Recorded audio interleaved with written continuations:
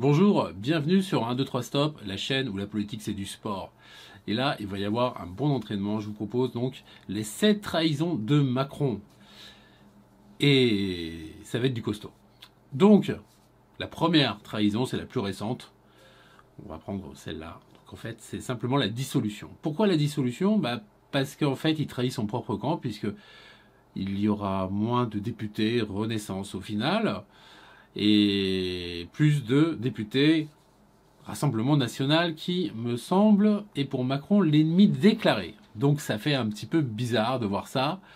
Mais bon, il a un peu tordu le jeune homme quand même. Ensuite, il y a ensuite une trahison envers ses électeurs. Ah bon? Ben oui, on a un déficit abyssal. Ce qui fait que, quels que soient donc les députés qui arriveront prochainement à l'Assemblée nationale, la tâche va être difficile, les mesures impopulaires. Alors on pourrait se dire, bon ben voilà, il a fait un bon coup. Oui, mais pas un bon coup pour la France, on va voir pour la suite. C'est un bon coup de communication aussi au passage, puisque en fait on parle surtout de la dissolution et beaucoup moins finalement de la victoire du Rassemblement national et la défaite de son camp. Voilà, ça on n'entend plus parler maintenant. Tout ça c'est remplacé par la prochaine élection qui est d'ici peu en fait. Et puis pareil, les partis d'extrême droite ont beaucoup progressé partout en Europe, en Angleterre, en Italie, et tout ça, on en parle presque plus. Voilà, même quasiment pas en fait. Ensuite, il y a eu une trahison pour ceux qui ont voté Macron en espérant faire barrage au Rassemblement national, puisque rappelez-vous en automne, il y a eu donc la loi immigration mise sur le tapis. Bon, même s'il y a eu une forte duplicité du personnage, parce que dès que ça a été voté, il est allé courir directement au Conseil constitutionnel pour mettre ça complètement KO concernant tout ce qui lui déplaisait. Et puis, il y a eu une trahison beaucoup moins connue, c'est celle de l'Europe. Ah oui, comment ça? Mais Macron, c'est un Européen? Ah oui, oui, c'est normalement un Européen, oui, c'est vrai. Sauf que un mondialiste, un européaniste, il va vouloir mettre en avant donc la liberté de circulation des biens et des personnes et des capitaux. Et pour faire la libre circulation des biens et des personnes, il faut surtout une langue commune. Et bon, il n'y a pas eu grand-chose de fait là-dessus. Par contre, les langues régionales ont bien progressé sous son quinquennat, sous ces deux quinquennats, l'air de rien. Et maintenant, on a même des professeurs qui vont être formés pour apprendre le catalan encore plus. Euh, J'aime beaucoup, moi, les régions. C'est parfait, c'est fantastique, c'est important d'avoir une histoire, une culture, et qu'on préserve ce patrimoine. Les maisons, par exemple, en Bretagne, sont faites en ardoise et ça n'a rien à voir ailleurs. Et puis, il y a toute une histoire qui forme au final l'histoire de France. Mais la langue, c'est quand même quelque chose d'extrêmement important. Et par exemple, au risque de surprendre quelqu'un, ou même beaucoup de personnes, en fait, j'ai plus de points communs avec un Sénégalais qu'avec un Italien ou un Espagnol. Pourquoi? Parce que bien que culturellement je sois énormément plus proche de l'Espagnol ou de l'Italien, dès qu'il va falloir parler philosophie ou se mettre d'accord pour le travail, ou même demander son chemin, la langue des signes, ça va à un moment, quoi. Voilà. Donc l'espace francophone est extrêmement important, l'air de rien, participe au rayonnement donc de la France et c'est pas à négliger. Et donc surtout face aux anglo-saxons, n'est-ce pas? Et donc ça a été complètement zappé. Et même ce qui m'a étonné, c'est la charte européenne des langues régionales, c'est-à-dire que l'Union européenne favorise ce mouvement. Ce qui est pour moi remarquable, puisque bon, c'est évident que parler breton ou catalan, ça va aider les gens à trouver donc du travail à Dublin ou alors aux Pays-Bas. C'est évident, bien entendu.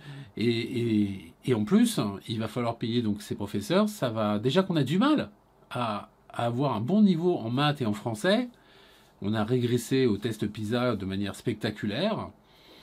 Bon, non, ça va pas du tout en fait, c'est pas logique, c'est pas dans l'ordre des choses. On devrait d'abord se concentrer à revenir sur des notes correctes concernant nos chers surhumains, c'est eux qui vont payer nos retraites plus tard quand même. Donc on a intérêt à que ce soit des têtes bien formées et bien éduquées. Et là, maintenant, c'est la catastrophe aussi bien dans l'éducation que la santé. Alors, c'est pas terminé. Il y a aussi une autre trahison pas très connue qui est concernant la frégate qui devait être destinée à notre Navy. Ça, c'est complètement dingue. C'est passé complètement inaperçu. Je n'ai pas vu un média en parler. Si vous, vous en avez vu parler, je veux bien que vous le mettiez en commentaire. Et sinon, je veux bien aussi vos commentaires, comment je peux m'améliorer. C'est une petite chaîne que je maintiens tout seul. Je ne vis absolument pas de ça. Hein, je suis informaticien, j'ai mes horaires bien remplis déjà. Et je tenais juste à animer cette chaîne pour dénoncer ce que je trouve scandaleux et inadmissible.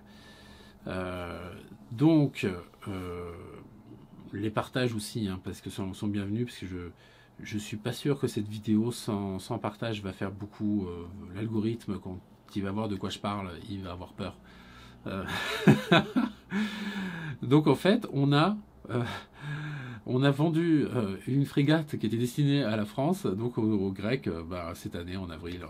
Voilà, c'était complètement dingue. Et donc on va recevoir notre frégate d'ici un peu plus d'1 an, si tout va bien. Si la guerre n'est pas déclarée et que du coup les chantiers ne se reçoivent pas quelques missiles sur la tête. C'est vraiment étonnant parce que on manque de frégates. Déjà, l'armée est à l'os. Déjà, on a vendu des rafales qui étaient dans nos stocks, dans nos avions pour la Grèce et la Croatie. Ils n'ont pas encore été remplacés. Ils n'ont pas tous été commandés encore, il me semble. Et là, on a cédé donc nos Mirage 2005 qui sont aussi utilisés. Bravo, continuons comme ça.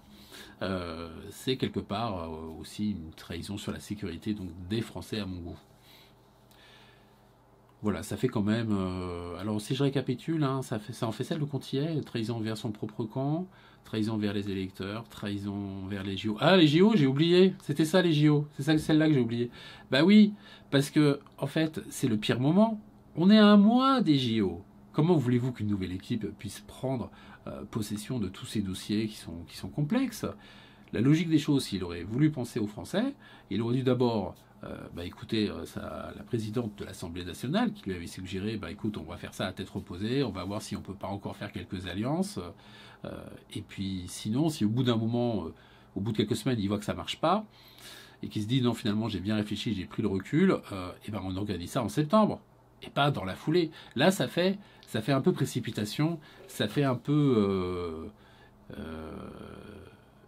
immature. Vous voyez, c'est de l'immaturité. Quand on lui a cassé son joujou, il est furieux, et donc voilà, ça y est, il se dit, puisque c'est comme ça, ça sera moi ou le chaos. Voilà. Ça ressemble à ça en fait, hein, ça ressemble à ça.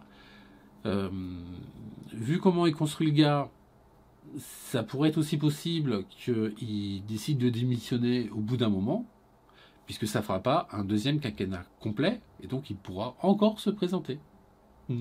Malin le gars, hein. Alors, c'est pas forcément le gars, en fait, c'est les gens qui bossent pour lui, des cabinets, McKinsey peut-être, hein, voilà. Allez, mettez-moi en commentaire, qu'est-ce que vous en pensez de tout ça? Je réponds à tous vos commentaires, c'est ce que je fais d'habitude. Là, je n'y manquerai pas. Je vous dis à bientôt et bonne soirée. Et tenez-vous au courant, abonnez-vous si ce n'est pas encore fait.